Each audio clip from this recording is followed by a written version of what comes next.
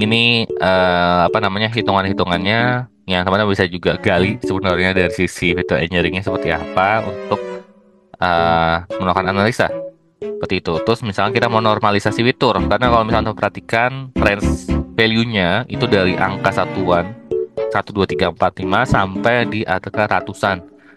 Artinya ini datanya nggak normal kan. Kita mau normalisasi fiturnya bisa kita lakukan dengan cara ya.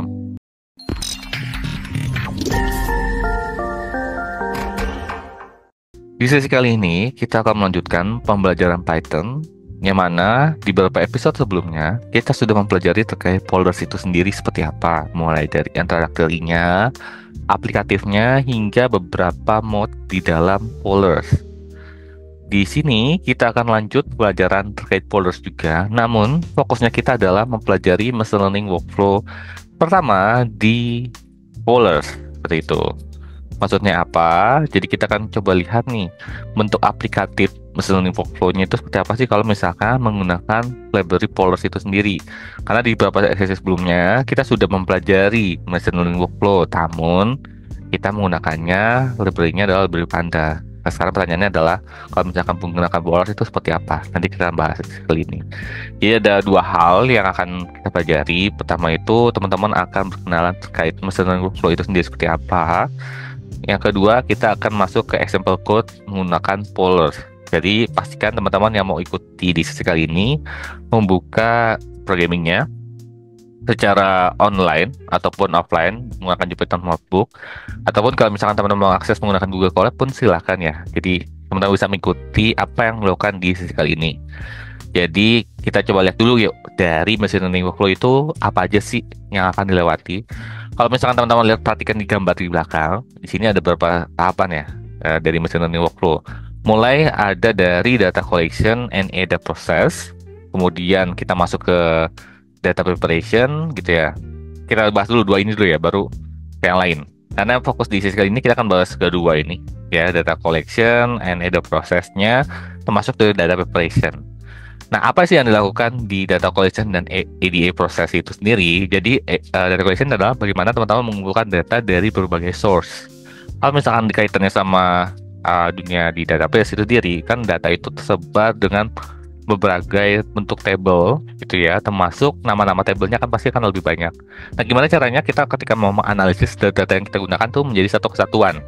Nah, ketika udah menjadi satu ketahuan, kita bisa menemukan sebuah pattern dari data itu sendiri menggunakan EDA proses, gitu ya. Jadi kita nemuin patternnya. Oh, kalau data ini patternnya outliernya nggak ada. Terus nilai maksimumnya X, nilai minimumnya Y, misalkan kayak gitu ya, dan sebagainya. Kita bisa tahu nih, oh ya ya. Setelah kita udah mengetahui patternnya, kita melakukan data preparation dulu sebelum kita melakukan proses machine learning, gitu ya. Di data preparation apa yang kita lakukan? Ya, kita menghapus data-data outlier ataupun data-data yang missing value, gitu ya. Missing value kita handling dan sebagainya hingga menjadikan data itu ready to use. Gitu ya. Karena kalau misalkan kaitan sama data, pasti datanya kan masih mentah nih. Namanya mentah berarti kan masih berantakan ya. Noise-nya masih banyak. Gimana caranya noise-noise itu kita bisa hilangkan sehingga bisa kita lakukan untuk analisis gitu ya. Di sesi kali ini kita akan fokus kedua ini. Namun di beberapa sesi selanjutnya kita akan masuk ke video engineering gimana kita akan meng-create new column untuk membantu dalam proses analisa. Contohnya gimana? Contohnya misalnya teman-teman mau hitung usia. Usia kan kita ketahui bahwa dihitung berdasarkan tahun ini ya, tahun today dikurangin sama tahun tanggal lahirnya gitu ya. Nah, nanti kita bisa dapat nih usianya berapa. Nah, itu bisa kita bentuk. Asalkan kita punya kolom tanggal lahir. Gitu ya. Nanti kita bisa kurangin nih selisihnya. Jadi untuk mendapatkan usia. Kemudian setelah kita melakukan feature engineering ya di sini, kita akan lanjut ke model training dan evaluation, terus model deployment. Model training itu kita nge-create bentuk modelnya dari pembelajaran data yang udah kita siapkan di ready to use gitu ya. Terus kita deploy ya, deploynya bisa beberapa hal, bisa menggunakan Streamlit gitu ya, ataupun menggunakan beberapa platform lainnya. Nanti kita akan coba bahas, tapi kita nggak akan fokus ke sana karena kalau misalkan bagi teman-teman yang mau mempelajari deployment, model monitoring, terus ke metodologi problem understanding dan definition, itu udah aku bahas di end-to-end machine learning. Jadi teman-teman bisa cek karena di situ udah holistik pembelajarannya terkait machine learning secara end to end. Jadi bisa nonton di sesi-sesi sebelumnya ya. Bisa di scroll, pilih bagian sesi Python, nanti pilih yang bagian end to end machine learning. Oke, sekarang kita coba masuk untuk sesi kali ini untuk exercising dari Polars seperti apa supaya teman-teman kebayang, oh ternyata bisa melakukan itu ya di Polars dan sebagainya. Mari kita coba cek untuk sesi kali ini. Yuk kita cek.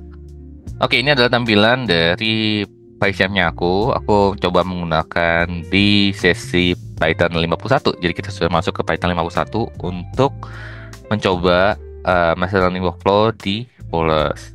Nah, langkah pertama yang akan kita lakukan adalah kita akan siapkan dulu library-nya yang digunakan bernama import Polar SPL, terus import NumPy SNP.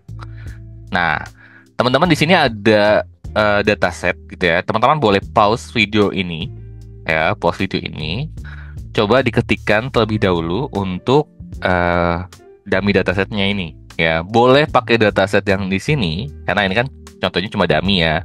Teman-teman boleh juga pakai dataset yang ada secara public ya, secara online, secara public ataupun dataset sendiri. Namun kita akan coba analisis menggunakan Polars, itu silahkan. Karena untuk sesi kali ini aku akan menggunakan data dummy yang ini. Jadi kalau misalkan teman-teman mau ikuti seperti yang apa yang aku lakukan, pastikan teman-teman menggunakan dataset yang aku miliki ini. Tapi kalau misalkan Kak, saya sudah punya datasetnya, saya juga udah download yang secara publiknya apa, itu boleh silahkan. Jadi jangan heran, hasilnya pasti beda. Seperti itu. Oke, kita udah ini, kita coba lihat dulu datanya. Nah, kalau misalkan teman perhatikan, di sini ada 8 kolom ya. Luas tanah, luas bangunan, kamar tidur, kamar mandi, umur bangunan, jarak ke pusat, fasilitas core-nya, terus harga yang terada. Bentuknya udah numerik semua dari aspek-aspek item ini. Nah, sekarang kita coba lakukan proses machine learning workflow-nya. Apa yang akan kita lakukan ya? Pasti kita lihat dulu nih dari jumlah total row sama total kolomnya ada berapa. Pakai apa? Kita bisa pakai menggunakan shape. Di Polars itu ada juga, jadi print df ini shape gitu ya. Ini buat dapat apa namanya shape yang kita miliki. Dan aku before, jadi kita ada punya data yang kita miliki ada 1008 ya. Buat kita lihat ya, di sini ada row-nya ada 1000, terus kolomnya ada 8 seperti itu. Nah, langkah yang akan kita lakukan adalah kita coba pastikan jangan ada anomali dari datanya gitu ya. Kalau jarak ke pusatnya 0 itu kan agak nggak mungkin ya, pasti akan lebih dari 0 ya. Jadi kita akan indicate di situ sama harganya. Harga kan nggak mungkin 0, jadi yang harganya 0 kita drop. Caranya gimana? Kita akan melakukan filtering nih dari dataset yang kita miliki. Berarti kita akan di df filter itu ya. Terus kita masukin di sini ya.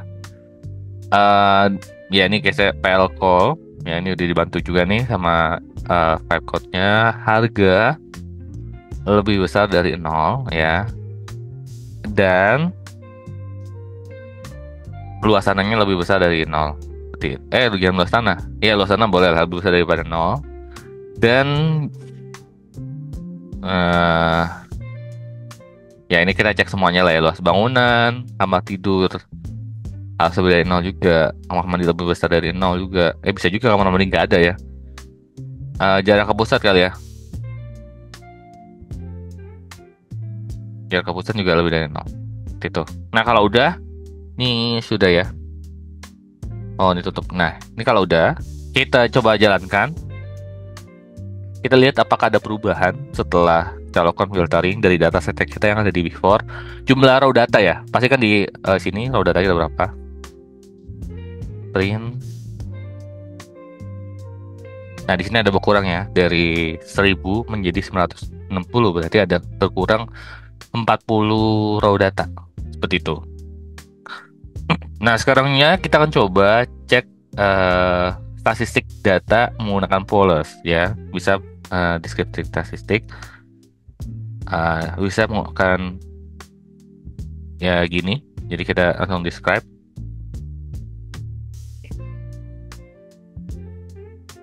Nah, di sini ada nampilin data statistik yang ada di dataset yang kita miliki. Jumlah countnya ada 960, nol countnya 0. Contoh ya, ini luas tanah, minnya 151, standar deviation 48, minnya 15. Terus kuartil satunya 117, sama kayak Pandas juga. Nah, kita bisa coba pakai print aja biar tampilannya agak lebih better.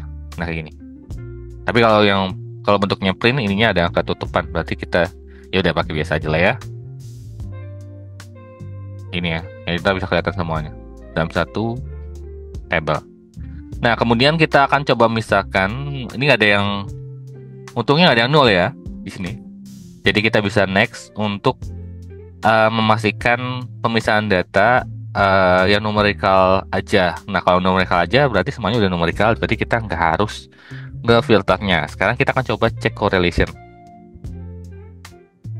Cek correlation.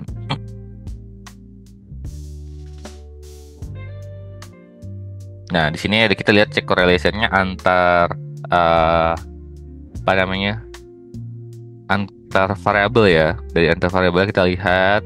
Nah, kalau misalkan antara luas tanah dengan luas bangunan itu minus 0,03, terus luas tanah dengan kamar tidur 0,01 dan seterusnya, harga dan seterusnya. Kita coba tanpa harus pakai print. Oke, ini sama aja ya. Jadi lebih enak juga dilihat. Nah, dari correlation seperti ini, teman-teman bisa lihat, bisa diakses sesuai kebutuhan. Nah, urutan juga sama ya. Di sebelah kirinya ini luas bangunan, luas tanah, luas bangunan, kamar tidur, kamar mandi, umur bangunan. Jadi kalau misalnya teman-teman mau akses korelasi antara kamar mandi dengan kamar tidur, nah ini sini, ya, nih jawabannya di sini, seperti itu. Oke, sekarang kita coba apalagi dari data yang kita miliki. Cek missing value misalnya. Nah, cek missing value kita juga bisa pakai ya def null count. Nah, nanti ntar dia akan show jumlah yang nolnya, sedangkan yang untungnya di sini gak ada yang nol ya, berarti so far aman. Nah, itu sebenarnya bisa dilihat yang teman-teman lakukan ketika di awal di sini. Di sini null count-nya udah ke show, jadi kita langsung bisa kepilih juga sih sebenarnya item-itemnya yang kita butuhkan untuk di analisis itu sendiri. Seperti itu. Nah, selanjutnya kita akan coba melakukan re-engineering dari dataset yang kita miliki. Seperti itu ya. Jadi gimana proses re-engineering. Nah, ya, re-engineering fitur. Kita coba bikin oke. Nah, ini bisa contoh ya. Contoh kita mau bikin satu kolom. Ini feature engineering yang tadi dijelasin sebenarnya. Kita bisa lakukan seperti ini.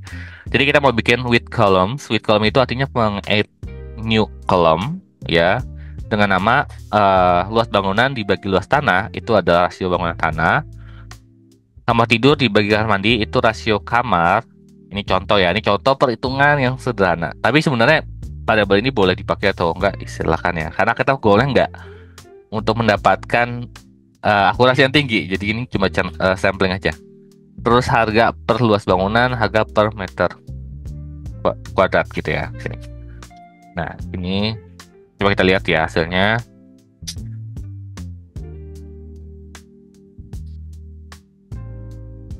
Nah, di sini nanti dia akan generate percentage-nya. Ya nih.